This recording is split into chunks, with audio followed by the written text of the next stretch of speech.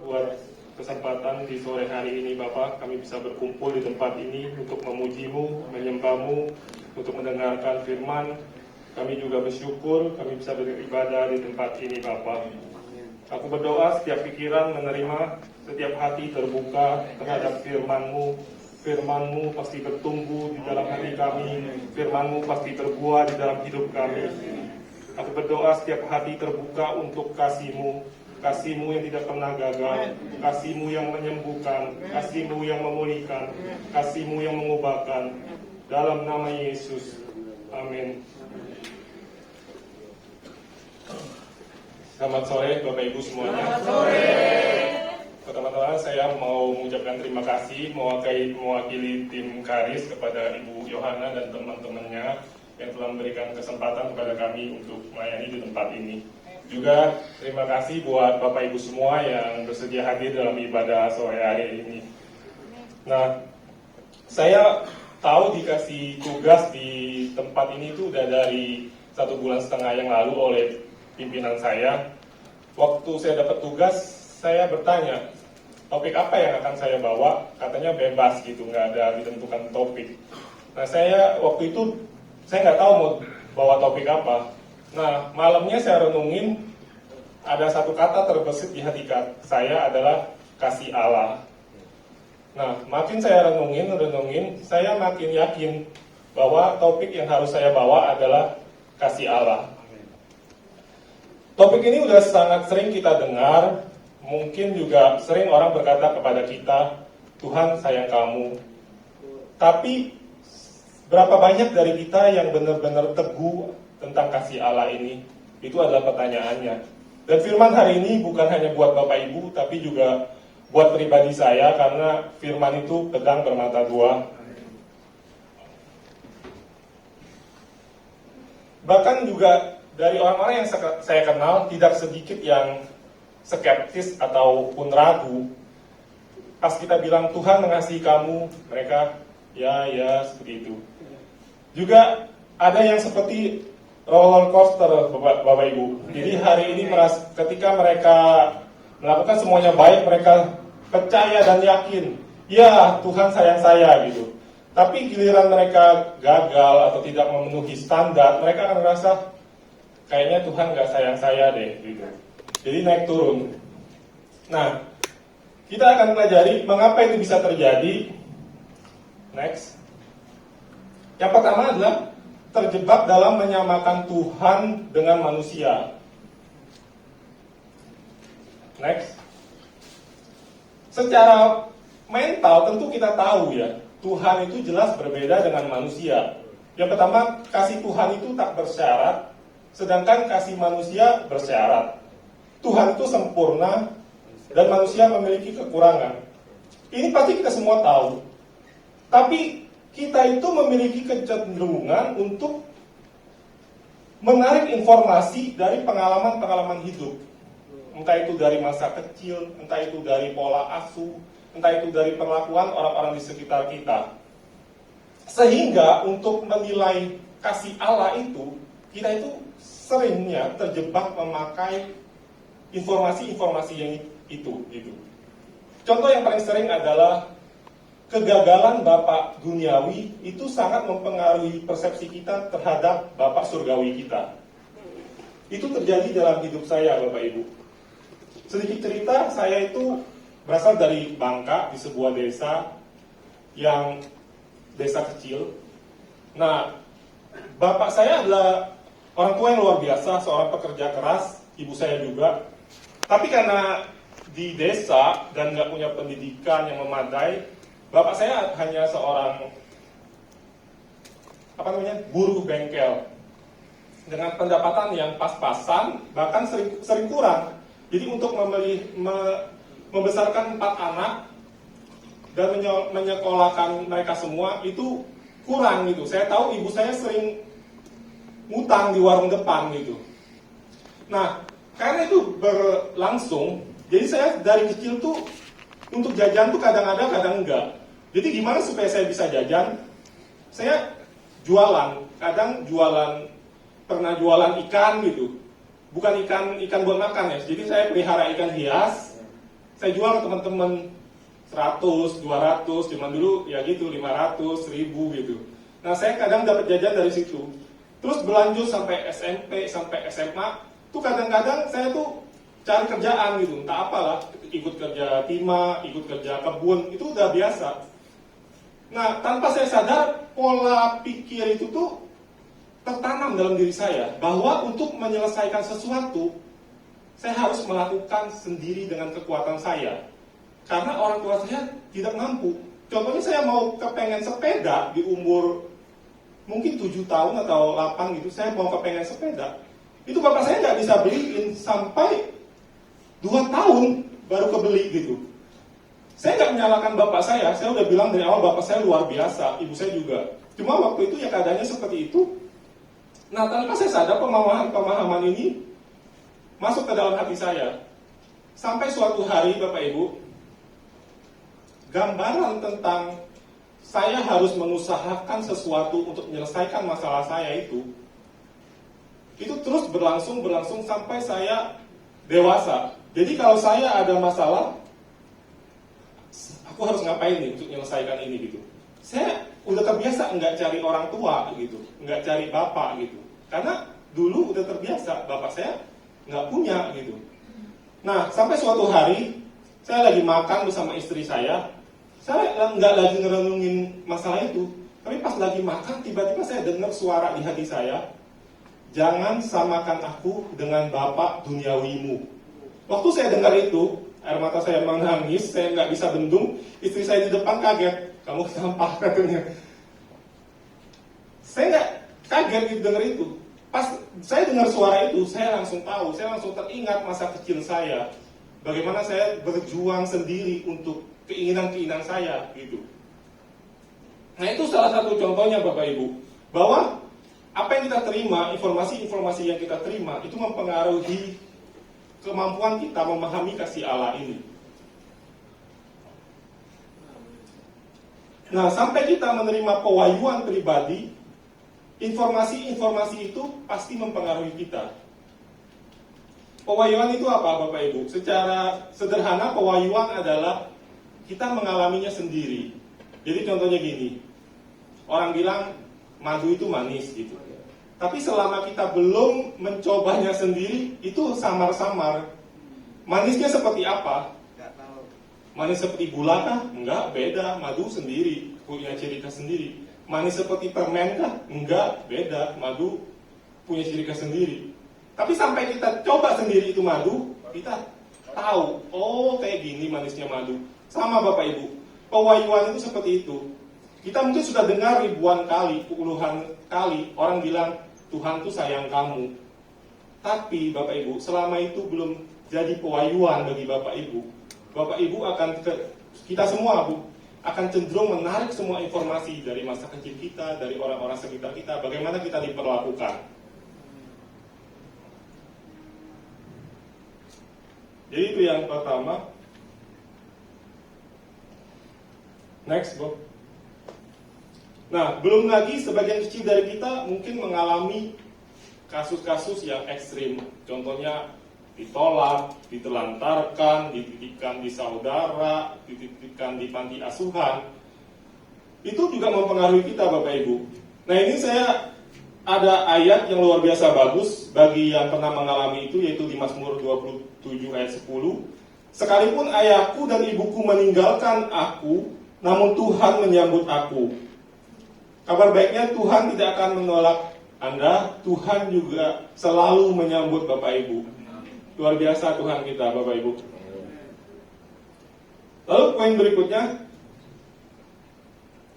mengapa banyak yang ragu? Yang kedua adalah mencoba memahami kasih Allah dengan pikiran dan logika. Kita baca di Efesus 3 ayat 18-19. Aku berdoa supaya kamu bersama-sama dengan segala orang kudus dapat memahami betapa lebarnya dan panjangnya dan tingginya dan dalamnya kasih Kristus, dan dapat mengenal kasih itu sekalipun ia melampaui segala pengetahuan. Aku berdoa supaya kamu dipenuhi dalam seluruh kepenuhan Allah. Nah Bapak Ibu Saudara, kita tidak akan dapat memahami kasih Allah menggunakan otak kita dan emosi kita. Kenapa? Karena sudah dibilang, kasih Allah itu melampaui segala pengetahuan. Jadi untuk memahami kasih Allah, kita harus menggunakan hati dan iman percaya kita. Lalu yang berikutnya, mengapa banyak orang yang ragu adalah belum memahami salib Kristus atau lupa salib telah terjadi. Begini maksudnya Bapak Ibu, jika kita belum memahami arti dan kuasa salib, kita akan cenderung merasa nggak layak. Kita akan sering berkata, ya Tuhan memang mengasihi, tapi buat si A, buat si B, kalau ke saya kayaknya enggak deh. Kenapa? Karena tanpa memahami kuasa salib itu, kita akan sadar keberdosaan kita, Bapak Ibu. Enggak ada yang sempurna. Roma 3:23 bilang, setiap manusia telah jatuh dalam dosa dan kehilangan kemuliaan Allah. Jadi itulah 3 hal yang paling sering nih membuat kita sulit percaya bahwa Allah mengasihi kita. Nah, jika kita mau memahami kasih Allah, kita harus keluar dari 3 jebakan ini, Bapak Ibu. Nah, pertanyaan berikutnya adalah, bagaimana supaya kita bisa memahami kasih Allah? Yang pertama adalah mengenal Dia dengan benar melalui firman-Nya. Saya bacakan di Efesus 1 ayat 17. Dan meminta kepada Allah Tuhan kita Yesus Kristus, yaitu Bapa yang mulia itu, supaya Ia memberikan kepadamu roh hikmat dan wahyu untuk mengenal Dia dengan benar. Bapak, Ibu, firman itu adalah kebenaran. Yohanes 17 ayat 17. Pengalaman kita belum tentu benar, pengetahuan kita belum tentu benar, tapi firman adalah kebenaran. Kita akan melihat siapakah Bapa dalam firman. Yang kedua adalah mengenal diri kita yang sebenarnya juga lewat firman-Nya, Bapak Ibu. Dan yang ketiga adalah bergaul dengan Tuhan terus-menerus. Kenapa ini penting? Karena pemahaman tentang kasih Allah ini tidak pernah mentok, Bapak Ibu. Terus bertumbuh. Kasih Allah itu terlalu besar, terlalu dalam bagi kita. Pemahaman saya tentang kasih Allah hari ini jauh lebih baik dari 1 tahun lalu.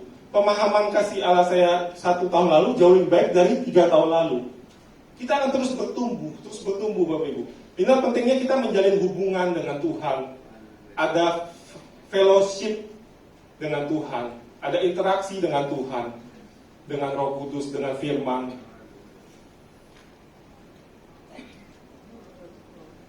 Oke, sekarang kita masuk ke poin yang pertama. Saya akan bahas satu persatu. Lewat firman Tuhan, kita jadi tahu siapakah Tuhan.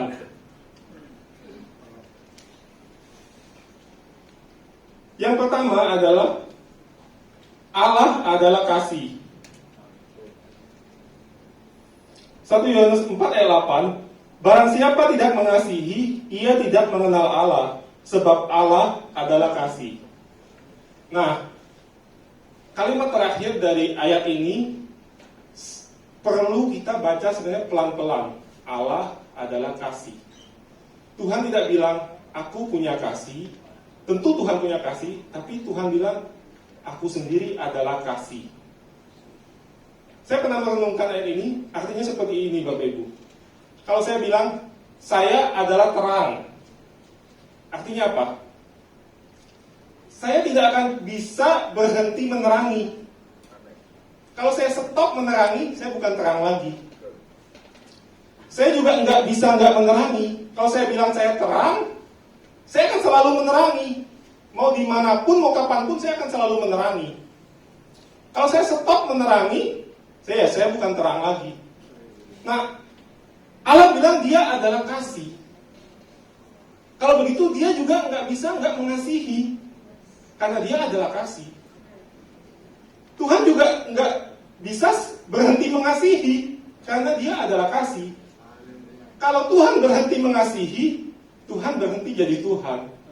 seperti terang tadi Bapak Ibu. Ini luar biasa ayat ini Bapak Ibu.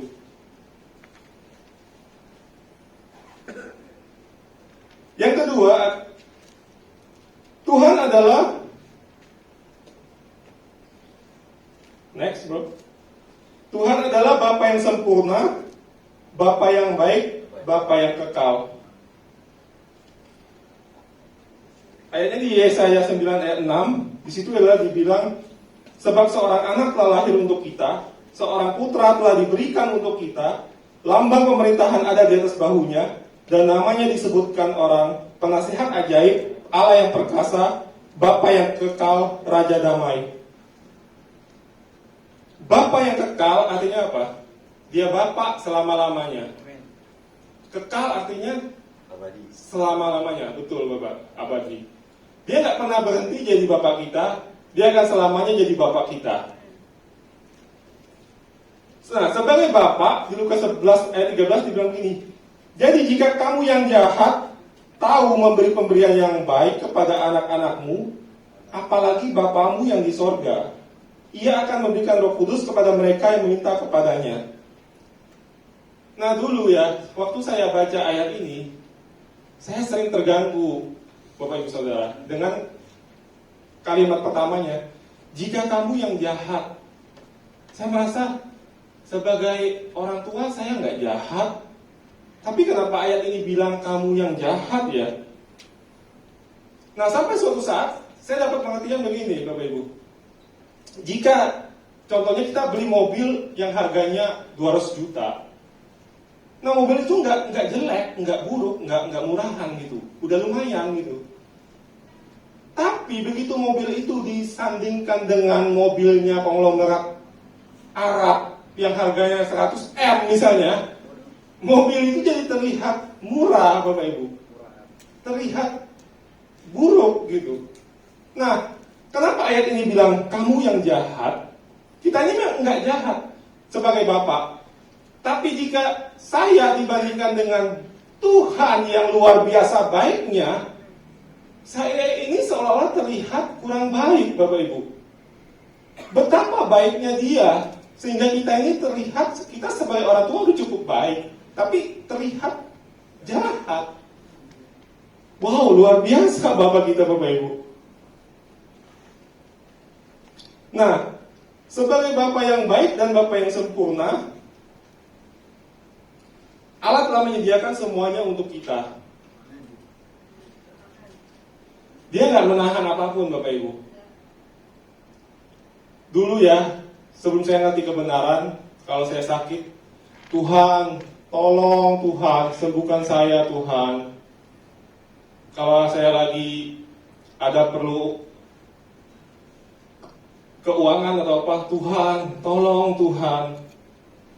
Nggak salah sih, kita mau berdoa, nggak salah, berdoa seperti itu nggak salah. Kita bebas berbicara sama Bapak kita, Dia Bapak yang baik. Tapi poin yang saya sampaikan adalah, Dia sebagai Bapak yang baik dan Bapak yang sempurna, Dia tidak pernah menahan apapun Bapak Ibu. Saya pernah mengalami pergumulan, saya udah ngerti kebenaran ini, tapi sampai saya saking beratnya, saya tuh juga ngerasa, Tuhan, saya harus ngapain Tuhan supaya ini selesai gitu. Saya seolah-olah menganggap Tuhan tuh kayak, dalam tanda kutip ya tadi, kayak menahan sesuatu, saya harus melakukan sesuatu baru Tuhan lakukan sesuatu, seolah-olah seperti itu. Lalu Tuhan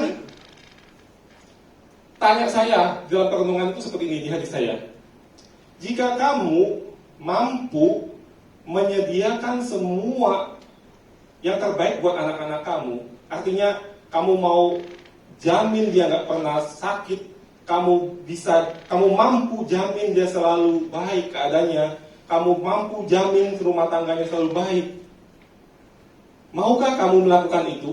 Tuhan tanya seperti itu. Saya bilang mau. Lalu pertanyaan berikutnya seperti ini, kenapa kamu tidak melakukan itu? Simpel kan? Karena saya nggak mampu Tuhan.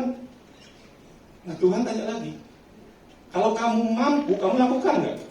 Iya, akan aku lakukan tentu. Berarti satu-satunya alasan kamu tidak melakukan itu karena kamu nggak mampu kan? Iya, Bukan karena alasan lain kan? Iya. Nah Tuhan bilang gini, aku ini gak punya alasan itu loh. Nangkap gak Bapak Ibu? Tuhan tuh mau bilang, saya gak punya alasan apapun untuk menahan berkat, menahan kebaikan dari kamu. Kalau kamu kan punya alasan, karena kamu gak mampu. Kalau kamu mampu, pasti kamu lakukan yang terbaik buat anak kamu. Nah Tuhan gak punya alasan gak mampu Bapak Ibu. Tuhan itu maha kuasa. Nah sejak kebenaran itu, saya gak akan pernah lagi minta seperti itu. Tuhan tolong sembuhkan saya, Tuhan tolong ini itu. Karena apa? Dia sudah sediakan semuanya. Kalau kita belum mengalaminya Bapak Ibu, entah itu kesembuhan atau apa, satu-satunya penyebab adalah karena kita tidak menerimanya dengan iman dan karena kita tidak bekerja sama dengan hukum rohani dia. Itu aja. Bukan karena dia menahannya dari kita Bapak Ibu. Dia Bapa yang baik dan sempurna.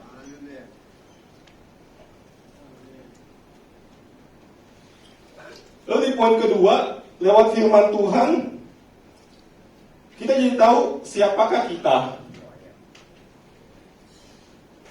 Yang pertama adalah kita adalah anaknya. Yohanes 1 ayat 12. Tetapi semua orang yang menerimanya diberinya kuasa supaya menjadi anak-anak Allah, yaitu mereka yang percaya dalam namanya. Di sini siapa yang telah menerima Yesus sebagai Tuhan Juru Selamat? Ya, Bapak Ibu adalah anak-anak Allah. Haleluya. Yang kedua, Galatia 3 ayat 26. Sebab kamu semua adalah anak-anak Allah karena iman di dalam Yesus Kristus. Siapa yang beriman dalam Yesus Kristus? Anda semua anak-anak Allah. Amin. Lalu 1 Yohanes 3 ayat 1 bilang seperti ini. Lihatlah betapa besarnya kasih yang dikaruniakan Bapa kepada kita, sehingga kita disebut anak-anak Allah. Dan memang kita adalah anak-anak Allah, karena itu dunia tidak mengenal kita, sebab dunia tidak mengenal Dia. Di kalimat pertamanya, ayat firman Tuhan ini bilang, karena begitu besarnya kasih yang dikaruniakan Bapa kepada kita, sehingga kita disebut anak-anak Allah. Berarti, kita jadi anak, karena Dia mengasihi kita.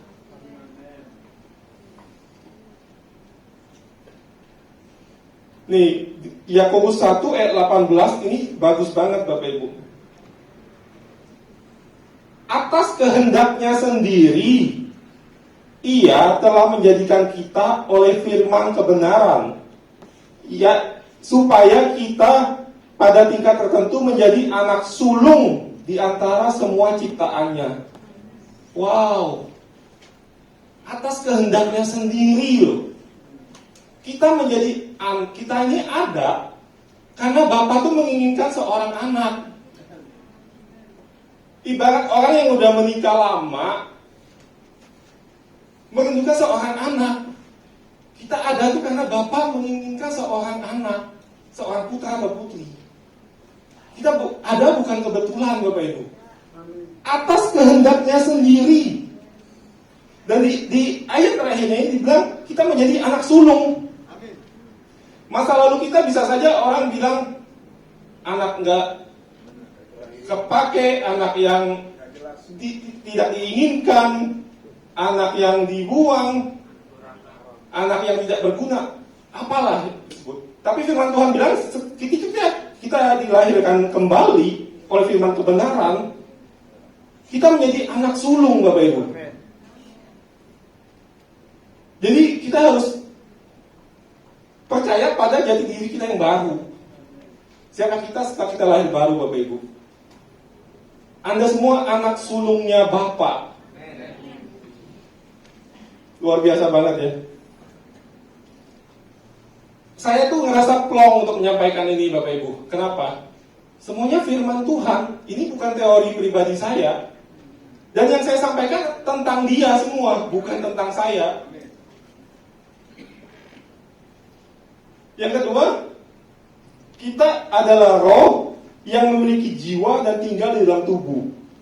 1 Tesalonika 5 ayat 23. Semoga Allah damai sejahtera memutuskan kamu seluruhnya, dan semoga roh, jiwa, dan tubuhmu terpelihara sempurna dengan tak bercacat pada kedatangan Yesus Kristus Tuhan kita. Mengapa mengetahui kebenaran ini penting dalam kita memahami kasih Allah? Karena Allah itu roh, dan barang siapa menyembah Dia harus menyembahnya dalam roh dan kebenaran. Jadi diri kita itu terdiri dari 3 bagian, Bapak Ibu. Roh, jiwa, dan tubuh. Nah, manusia, termasuk diri kita sendiri, kita akan melihat tubuh kita, atau paling dalam lagi menilai jiwa kita. Kita nggak bisa melihat roh kita. Nah, kalau Bapak Ibu lihat di gambar, Tuhan melihat roh. Karena Allah itu roh, dan Dia berhubungan dengan kita itu roh dengan roh, Bapak Ibu.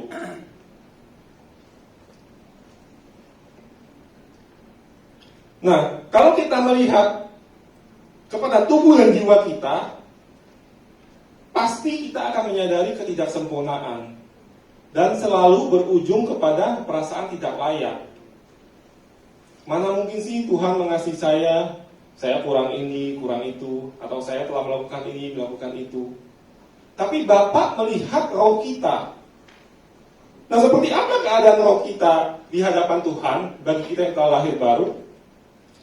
Yang pertama, kita baru. Di 2 Korintus 5 ayat 17, jadi siapa yang ada di dalam Kristus, ia adalah ciptaan baru. Yang lama sudah berlalu, sesungguhnya yang baru sudah datang. Saat kita selamat atau lahir baru, roh kita jadi baru, Bapak Ibu. Tubuh kita tetap sama, pikiran kita tetap sama, perlu diperbaharui, tapi roh kita telah baru. Di 1 Petrus 1 ayat 23 berkata seperti ini, karena kamu telah dilahirkan kembali bukan dari benih yang fana, tetapi dari benih yang tidak fana, oleh firman Allah yang hidup dan yang kekal.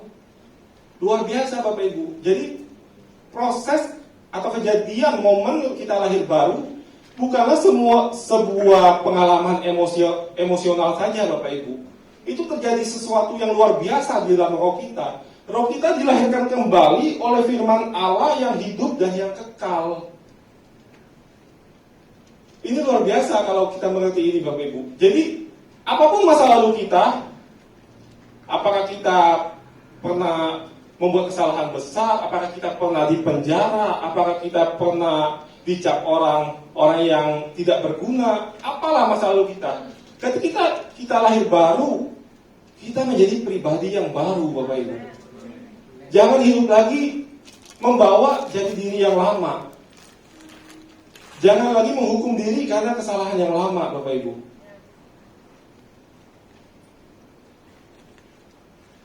Yang berikutnya, menurut firman Tuhan, siapa kita yang sebenarnya adalah kita adalah benar. 2 Korintus 5 ayat 21, Dia yang tidak mengenal dosa telah dibuatnya menjadi dosa karena kita, supaya di dalam Dia kita dibenarkan oleh Allah.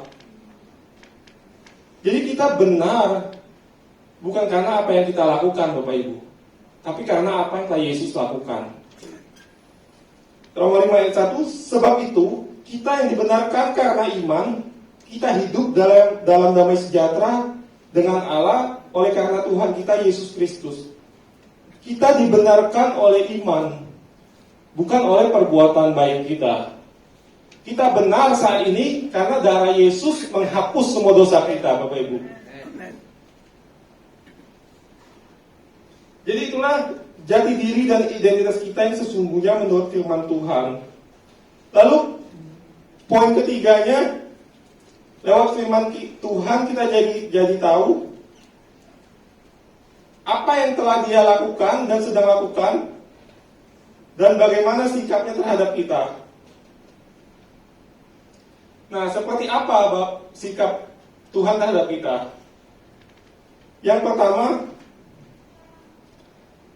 Bapa mengasihi kita sebesar Dia mengasihi Yesus. Yesus mengasihi kita sebesar Bapa mengasihinya. Firman Tuhannya di Yohanes 17 ayat 23 seperti ini. Aku di dalam mereka dan engkau di dalam aku, supaya mereka sempurna menjadi satu, agar dunia tahu bahwa engkau yang telah mengutus aku, dan bahwa engkau mengasihi mereka sama seperti engkau mengasihi aku. Berarti Bapa mengasihi kita sama seperti Bapa mengasihi Yesus, atau Bapa mengasihi kita sebesar Bapa mengasihi Yesus. Di Yohanes 15 ayat 9, seperti Bapa telah mengutus aku, demikianlah juga aku telah mengasihi kamu. Maaf Bapak Ibu, seperti Bapa telah mengasihi aku, demikianlah juga aku telah mengasihi kamu. Tinggallah di dalam kasihku itu. Seperti Bapa telah mengasihi Yesus, demikianlah Yesus mengasihi kita. Ini dua ayat, ini luar biasa Bapak Ibu. Dulu saya pernah mengalami kelumpuhan ya, tahun 2015. Dua ayat ini sering saya baca berulang-ulang. Saya lumpuh selama 6 bulan Bapak Ibu. Gak bisa berjalan, gak bisa duduk bisa, gak bisa berdiri. Dua ayat ini saya sering baca berulang-ulang. Dan itu meneguhkan Bapa mengasihi saya sebesar Bapa mengasihi Yesus. Yesus mengasihi saya sebesar Bapa mengasihi Yesus. Luar biasa Bapak Ibu. Yang berikutnya, bagi Bapa nilai saya sama dengan Yesus. 1 Yohanes 4 ayat 9-10. Dalam hal inilah kasih Allah dinyatakan di tengah-tengah kita, yaitu bahwa Allah telah mengutus anaknya yang tunggal ke dalam dunia, supaya kita hidup olehnya. Inilah kasih itu, bukan kita yang telah mengasihi Allah, tetapi Allah yang telah mengasihi kita, dan yang telah mengutus anaknya sebagai pendamaian bagi dosa-dosa kita.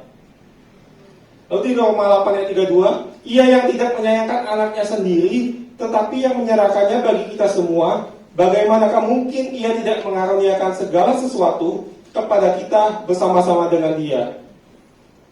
Maksudnya seperti ini Bapak Ibu. Jika ada handphone dijual harga 1 juta, kalau kita mau beli, berarti bagi kita nilai handphone itu senilai 1 juta. Benar nggak?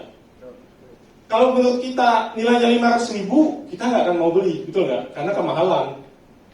Nah, kita ini udah terjual di bawah kuasa dosa, Bapak Ibu.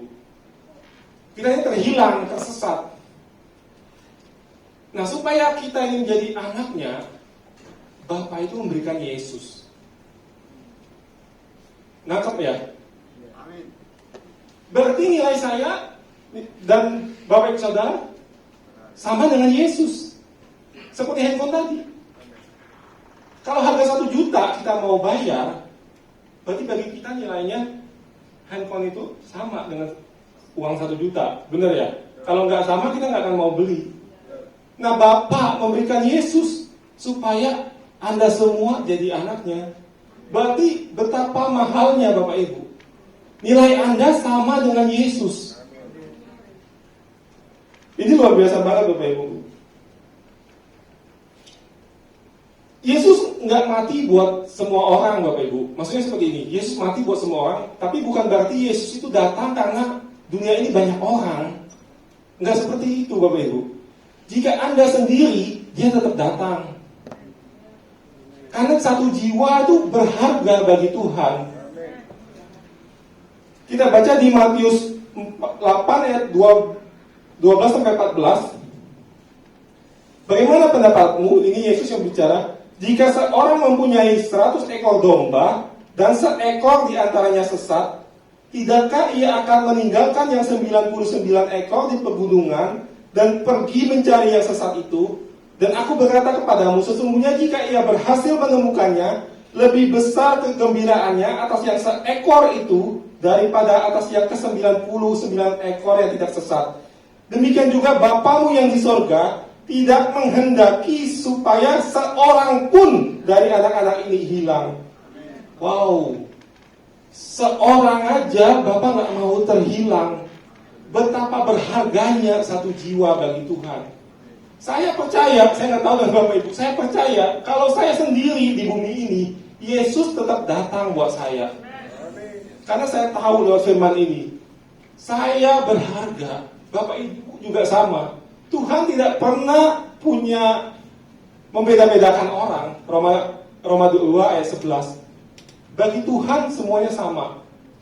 Jadi jika dia lakukan sama satu orang, dia juga lakukan bagi semua orang. Dia adil, Bapak Ibu. Dia mengasihi satu orang, dia mengasihi semua orang, Bapak Ibu. Yang ketiga, Bapa selalu menyertai kita. Matius 28 ayat 20, dan ajarlah mereka melakukan segala sesuatu yang telah kuperintahkan kepadamu, dan ketahuilah, aku menyertai kamu senantiasa kepada akhir zaman. Nah, Tuhan berjanji, dia menyertai kita senantiasa. Bahkan di Ibrani 13 ayat 5 bilang, aku sekali-kali tidak akan meninggalkan engkau, aku sekali-kali tidak akan membiarkan engkau. Tuhan menyertai kita lewat Roh Kudus-Nya yang berdiam di dalam kita, Bapak Ibu. Waktu saya pacaran dulu ya, saya tuh berdua maunya sering ketemu, pasti sama ya, Bapak Ibu semua saya yakin seperti itu ya. Kenapa kita mau seperti itu? Karena sayang, kita rasa sayang. Nah, kenapa Bapak mau dimanapun kita berada, dia berada. Dia tidak pernah meninggalkan kita. Dia mau selalu bersama kita.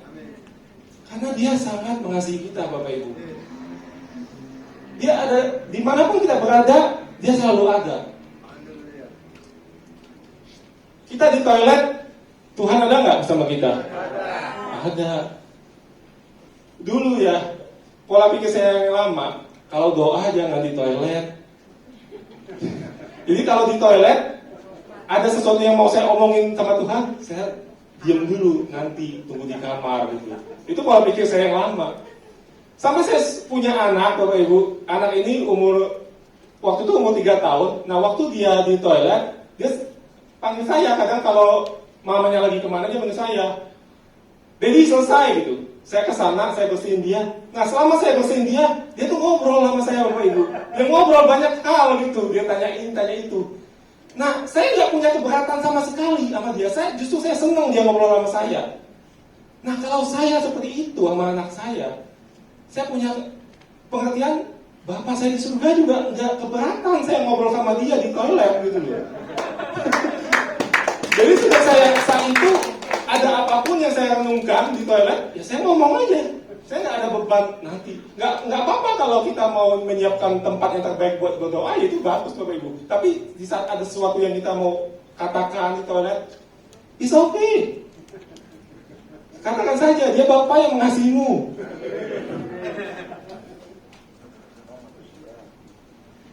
Yang keempat, Bapak senang melihat kita. Bapak selalu melihat kita, bahkan sejak kita dalam kandungan. Dulu ya, waktu pertama punya anak dan kami baru waktu itu.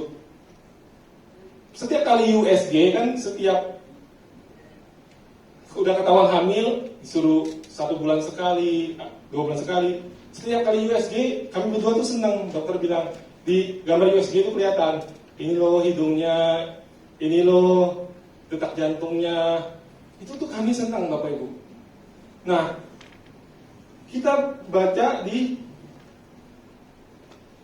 Mazmur 139 ayat 13 sampai 16.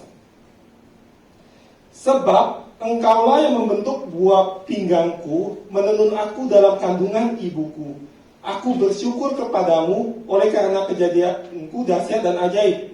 Ajaib apa yang kau buat, dan jiwaku benar-benar menyadarinya. Tulang-tulangku tidak terlindung bagimu ketika aku dijadikan di tempat yang tersembunyi, dan aku direkam di bagian bumi yang paling bawah. Matamu melihat selagi aku bakal anak, dan dalam kitabmu semuanya tertulis hari-hari yang akan dibentuk, sebelum ada satu hari pun daripadanya. Wow, ternyata bukan saya aja yang USG anak saya. Kita semua di USG oleh Bapak kita, Bapak Ibu. Luar biasa Bapak Ibu. Tuhan melihat kita seperti kita men-USG anak kita. Seperti saya senang waktu lihat anak saya di USG, Tuhan senang melihat Bapak Ibu. Ini luar biasa Bapak Ibu. Jadi, stop berargumentasi dengan Tuhan. Stop berkata, aku ini tidak berharga, aku ini kurang itu. Tuhan bilang, kejadianmu dahsyat dan ajaib. Terjemahan lain pernah bilang, kamu adalah masterpiece-nya Tuhan. Kamu indah dan berharga. Ini luar biasa Bapak Ibu. Nah ayat ini adalah obat bagi yang mengalami penyakit autoimun Bapak Ibu. Kenapa? Karena penyakit autoimun itu adalah hasil reaksi tubuh kita terhadap hati kita, emosional kita, yaitu kita nggak oke dengan diri kita sendiri. Kita merasa kita orang yang kurang ini, kurang itu. Nah, kalau kita renungin ayat ini, aku indah, aku berharga, kita stop berargumentasi dengan Tuhan, kita sepakat dengan Tuhan. Yes, Tuhan, aku indah, aku berharga. Kita akan sembuh Bapak Ibu. Ini udah terbukti Bapak Ibu.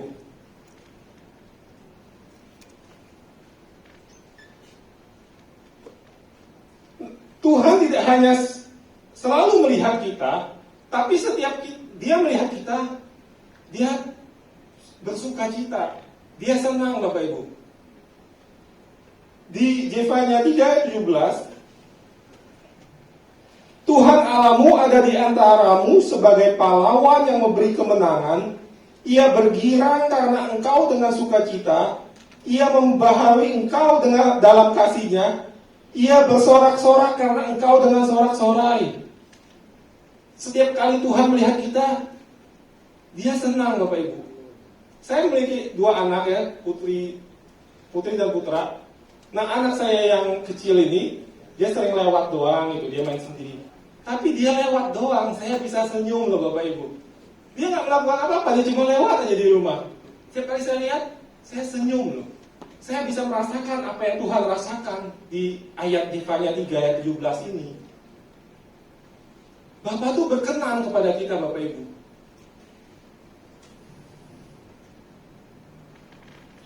Dulu ya, saya itu orangnya perfeksionisme, mengandalkan kinerja. Jadi bagi saya, waktu saya jauh belum lahir baru dari masa kecil, saya itu merasa berharga kalau saya itu berprestasi.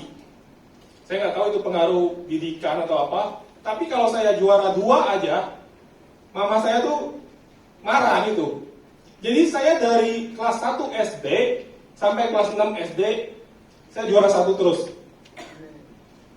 Ini bukan apa Bapak Ibu, bagus juara 1, tapi motivasinya apa gitu loh. Waktu itu motivasi saya adalah, saya harus berprestasi untuk merasa berharga. Lalu saya SMP, pindah sekolah, saya nggak juara 1. Mama saya ngomel gitu. Saat itu saya merasa, kok seperti ini ya. Lulusan SMP, saya juara 1 lagi. Bahkan dari satu sekolah itu, saya yang terbaik nilainya. Saya bangun itu, kenapa? Saya butuh rasa berharga. Tapi itu nggak pernah cukup Bapak Ibu. Dan itu melelahkan. Terus menerus sampai saya dewasa, akhirnya apa? Saya menjadi orang yang marah-marah, saya menjadi orang yang tukang kritik, tukang menghakimi. Akhirnya saya sadar, itu kenapa? Karena itu adalah hasil dari rasa bersalah. Karena saya menetapkan suatu standar, ketika saya nggak mencapai standar itu, timbul rasa bersalah. Karena saya merasa bersalah, saya akan menyalahkan orang lain. Apa yang ada di dalam akan keluar Bapak Ibu. Jika yang di dalam ini apel, yang akan keluar apel. Jika yang di dalam ini durian, yang akan keluar durian. Kalau di dalam ini rasa bersalah, saya akan menghakimi orang lain. Saya akan menyalahkan orang lain. Nah itu terjadi Bapak Ibu. Sampai suatu saat saya dikasih sebuah buku tentang kasih karunia Tuhan. Itu berapa tahun lalu. Itu luar biasa. Bagi saya itu benar-benar memerdekakan. Bukunya saya beli ini Bapak Ibu. Tapi saya baca dalam 3 hari. Kenapa? Baca ayat bab pertama. Bagus banget. Baca lagi. Sehari bisa 3 jam saya baca. Jadi 3 hari selesai itu satu buku. Itu memerdekakan saya. Tapi kayak belum benar-benar klik gitu. Jadi kayak semacam gimana ya, masih ada belum klik gitu. Saya udah ngerti kasih karunia, tapi tetap saya tuh ngerasa gimana ya bahasanya, ada ketidaklayakan di dalam hati kecil saya gitu. Saya ngerasa saya sebagai suami adalah suami yang 99% baik. Sebagai ayah, saya rasa saya ada ayah yang 99% baik. Sebagai pedagang, saya merasa saya ada pedagang yang 99% baik. Nah, sampai suatu saat, waktu saya merenungkan pergumulan itu, Tuhan, saya duduk di sofa, saya melihat seperti gambar itu, putri saya berdiri di depan saya. Dia berdiri saja, dan Tuhan tanya seperti ini. Apakah kamu sayang padanya? Ya. Apakah kamu suka padanya? Ya. Apakah kamu bangga padanya? Ya. Dia kan cuma berdiri, nggak ngapa-ngapain, nggak berprestasi. Ya, saya sayang, suka, bangga padanya. Tuhan tanya lagi, sejak kapan? Saya mikir, sejak kapan? Saya ingat lagi. Sejak dia ada. Sejak dokter bilang, ini hamil. Baru sekecil ini Bapak Ibu. Kecil. Tapi saya sudah sayang. Saya sudah suka. Saya sudah bangga padanya. Dia belum berprestasi apapun Bapak Ibu. Tapi saya sudah sayang, sudah suka, sudah bangga padanya. Nah, lewat pengalaman ini, Tuhan tuh mengajarkan saya, kalau kamu seperti itu sama anak kamu, aku tuh 1 miliar kali lebih dari itu sama kamu. Aku mengasihi kamu, suka sama kamu, bangga sama kamu, hanya karena satu alasan. Karena kamu anakku. Bukan karena kinerjamu sempurna, bukan karena prestasimu, bukan karena kemampuanmu untuk tidak gagal, tidak salah. Bukan. Bayangkan Bapak Ibu, renungkan, masih sekecil ini. 1 titik. Ini benar-benar memerdekakan saya Bapak Ibu. Dari perfeksionisme tadi, dari kinerja tadi. Bukan berarti hidup saya enaknya tidak melakukan yang terbaik. Saya tetap melakukan yang terbaik. Tapi motivasi saya sudah beda. Dan tidak ada beban di belakangnya. Yang ketika saya gagal akan membuat saya merasa saya nggak layak, saya yang kurang, saya 99%. Beban itu terlepas Bapak Ibu. Ini luar biasa Bapak Ibu bagi hidup saya. Yang berikutnya, jadi Tuhan itu berkenan menyukai kita saat ini Bapak Ibu. Bukan nanti. Bukan nanti setelah kita sempurna. Bukan nanti setelah kita melakukan semuanya dengan baik. Bagus ada yang perlu kita merasa ada yang perlu kita tingkatkan dalam hidup. Baik itu Bapak Ibu. Contohnya misalnya kita orang yang pemarah, kita mau perbaiki jadi orang yang nggak marah, itu bagus. Tapi kalau sebelum itu berhasil terus kita merasa nggak oke dengan diri kita sendiri, nah itu yang jadi masalah Bapak Ibu. Karena hidup ini terus bertumbuh, nggak ada yang sempurna. Dari waktu ke waktu kita akan terus semakin bertumbuh. Saya merasa saat ini harus ini yang ditingkatkan, nanti tahun depan poin ini lagi yang perlu ditingkatkan. Jadi kalau Anda menunggu sampai Anda sempurna baru Anda merasa oke dan damai dengan diri sendiri, Anda akan menunggu selama-lamanya Bapak Ibu. Karena kita ini bertumbuh. Jadi teguhlah, percayalah, Tuhan mengasihi Anda apa adanya saat ini. Tuhan menyukai Anda saat ini, bukan nanti. Ya, sekarang juga Bapak Ibu. Yang berikutnya, Bapa sangat peduli dan selalu peduli kepada kita. Di Matius 10 ayat 30, dan kamu, rambut kepalamu pun terhitung semuanya. Nah, kalau kita lihat di bahasa aslinya, kata terhitung di sini adalah dinomorin Bapak Ibu. Bahasa kitanya dinomorin. Next. Ya, ini Bapak Ibu. Jadi bukan hanya dihitung, tapi dinomorin Bapak Ibu. Jadi seperti ini.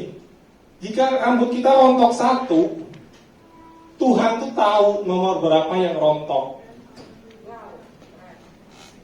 Coba renungkan itu Bapak Ibu. Rambut kita dinomorin. Dia sangat peduli Bapak Ibu. Dia selalu peduli. Jadi stop merasa nggak ada yang peduli sama saya. Dia peduli. Juga jangan takut merepotkan Tuhan. Ini mah masalah kecil. No, Bapak peduli dan sangat peduli. Bapak tidak hanya peduli masalah kanker, Bapak peduli masalah jerawat Bapak Ibu. Jika itu penting bagi Anda, itu juga penting bagi Tuhan. Dia sangat peduli dan selalu peduli.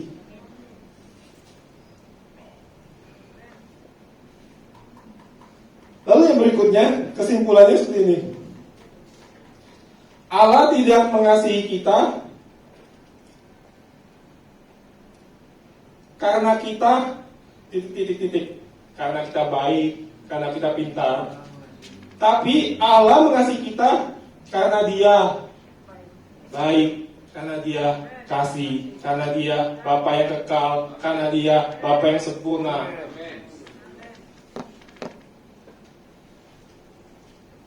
Next. Semua ini kabar baiknya adalah Dia tidak bisa berhenti mengasihi kita. Aku mengasihi engkau dengan kasih yang kekal, sebab itu aku melanjutkan kasih setiaku kepadamu. Tuhan mengasihi kita dengan kasih yang kekal Bapak Ibu. Kasih yang kekal itu kasih yang tidak bisa berhenti.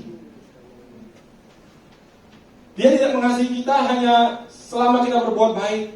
Dia tidak mengasihi kita sampai waktu tertentu, tapi Dia mengasihi kita kekal selama-lamanya.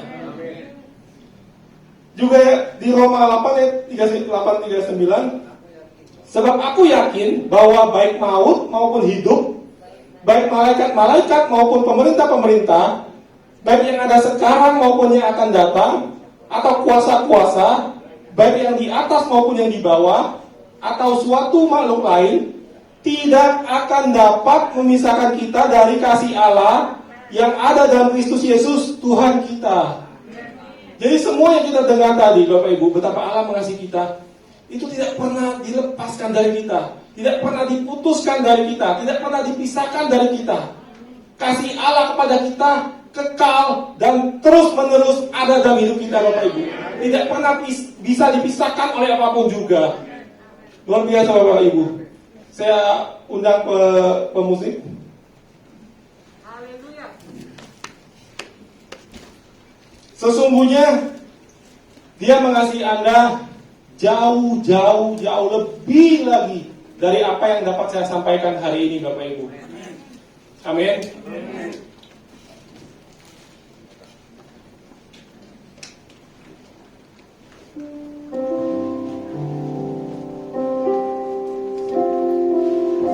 Boleh ya kita berdoa sebentar? Mari kita tundukkan kepala.